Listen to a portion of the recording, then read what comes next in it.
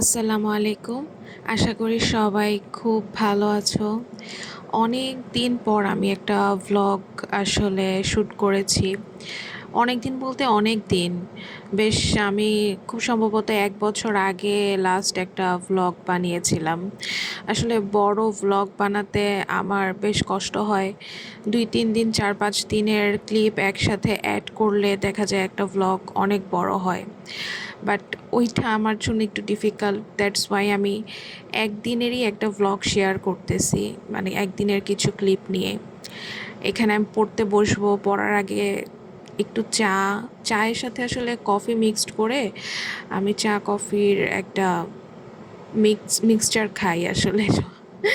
এটা খুব উইয়ার্ড, আমি জানি না আর কেউ খায় কিনা, বাট আমি দুধ চা বানাই। দুধ চায়ের সাথে আমি কফি মিক্সড করে বেশ কিছুক্ষণ এটাকে জাল করে তারপর খাই।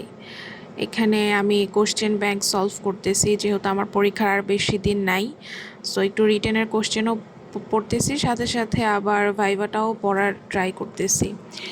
আসলে এত পড়া, এত বড় সিলেবাস, আমি সারাদিন চাইলেও, সারা জীবন চাইলেও এগুলো শেষ হবে কিনা আমি জানি না।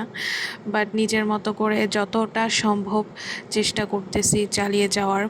দেখা যাক, let's hope for the best. And